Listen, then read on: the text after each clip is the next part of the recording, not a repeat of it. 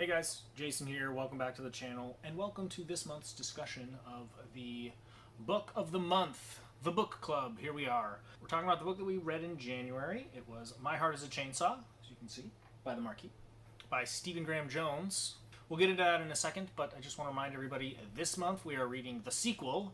It's called Don't Fear the Reaper, and I just started it last night, and so far so good. We will talk about that here at the beginning of April. Our book for April is going to be the thrilling conclusion of the trilogy. It's The Angel of Indian Lake. And that will kind of wrap up this series of books, which is very neat. Let's get into the discussion. If you remember, this was actually one of our book club books way back when. Like 2022, but I never actually made that video. Then I took a break from YouTube for a while, so we're kind of circling back. I did reread it because it had been a while, so it's fresh in my mind.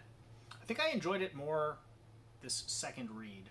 Basically, this is about a girl who lives in a small town in Idaho. She's a Native American girl. Her name is Jennifer Daniels. She goes by Jade. She's kind of obsessed with horror, well, specifically slashers. And she has a theory that there is a slasher on the loose in her small town of Proof Rock, Idaho, based on various observations. Is she just wishful thinking, or is there something to her sort of prediction? That's kind of what the story is about. It's a slasher, sort of a metafiction kind of thing. I did really like this book, although the slashery stuff doesn't really start until kind of the last, I don't know, third of the book. It felt kind of slow in the middle, and a lot of just kind of, you're in Jade's head a lot, and her head is a strange place to be because everything is to do with horror movies. It kind of reminds me of like a horror Ready Player One or something, with all of the references to all the different horror movies and all the different whatever. So if you haven't watched a lot of slashers, like if you haven't watched Friday the 13th and A Nightmare on Elm Street and Halloween and Prom Night, and there's probably a handful of others, and probably specifically Scream, then a lot of this stuff, a lot of these references are probably gonna go over your head a little bit. So I don't know, I think people's mileage may vary on this book a little bit depending on how big of like a horror movie fan you are. But that being said, Scream is one of my favorite movies of all time. I love that movie, and this book kind of tries to scratch that same sort of itch. It's a commentary on the slasher genre as a whole, while being an example of it in an interesting way. And I kind of thought of Jade as like Randy in Scream. He's like the expert movie nerd that knows everything about all the horror movies, and of course when, you know, he's like the prime suspect, right? There was a part in this story where I figured maybe Jade is the killer. Stephen Graham Jones, his writing style is pretty unique. I don't know, I feel like this one was a little more kind of straightforward prose than The Only Good Indians, but still a little bit tricky. Use a lot of metaphors, and you definitely have to pay close attention to what's going on, which is fine, and I actually really like his writing, but I know that some people have a problem with the way that he writes. So overall, I think it's a pretty good book, and I am looking forward to continuing the series. Now, let's talk spoilers. So anyone who hasn't read the book yet should probably turn this off. The supernatural stuff. Some of the stuff in this book kind of confused me, because so there's a slasher. Jade's fairly convinced that it's Letha Mondragon's dad who is the slasher, and with good reason. She sees him wearing a gas mask. He's like shooting nail guns at people. There's a body with a nail gun driven into it. There's a lot of good reasons to think that it was him. Turns out it's not. Turns out it's a supernatural lake witch, kind of a Stacy Graves.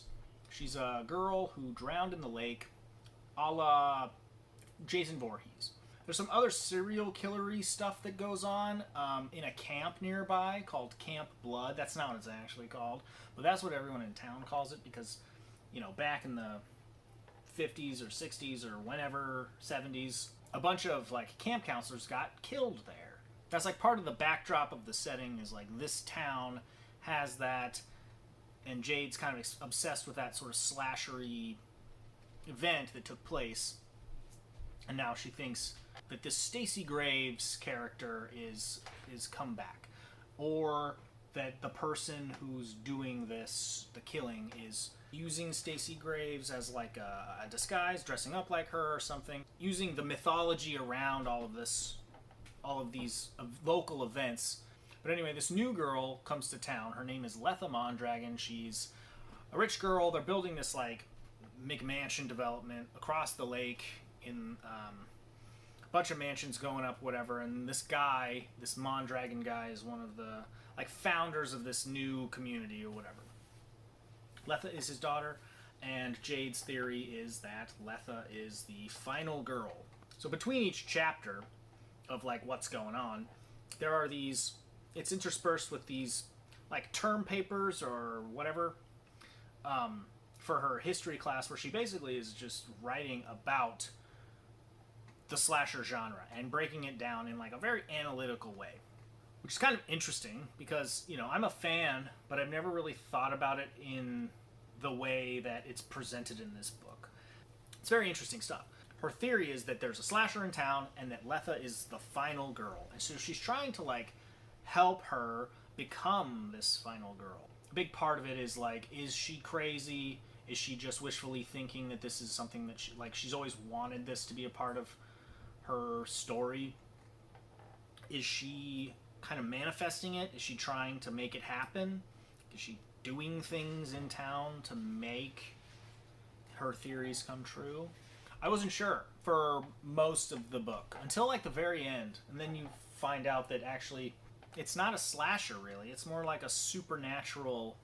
It's a supernatural slasher, I guess, in the vein of Friday the 13th or like Nightmare on Elm Street, where he's this supernatural guy who was, or ghost, I guess, who was killed, who haunts people's dreams and kills people in their dreams or whatever. Like this is the literal ghost or whatever specter of Stacy Graves, this girl who was killed, coming back and murdering everybody.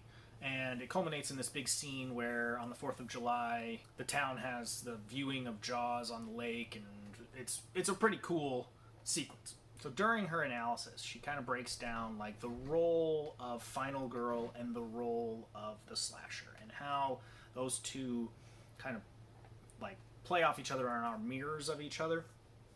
I thought it was interesting because Jade, throughout the story, she kind of plays both roles at different times. Like sometimes I kept thinking like, oh, she's going to be the final girl. She's actually going to be the one to stop it. Like it's going to be this subversion of expectations where she's really the final girl and Letha is just some side character, whatever.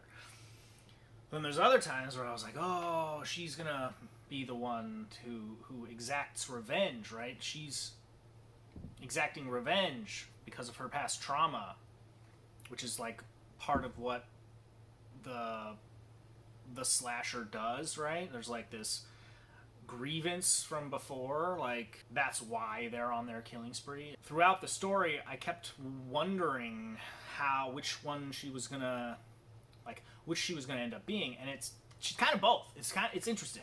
Stephen Graham Jones took this idea of slashers, broke it down into like in the most analytical way you possibly could, and then basically gave us a version of it where the killer and the final girl are like the same person. Not the main killer, but she has her own revenge quest that against her father. So I thought that was interesting. I do think that this was a nice little contained story and certainly didn't need a sequel or like really set up a sequel that much.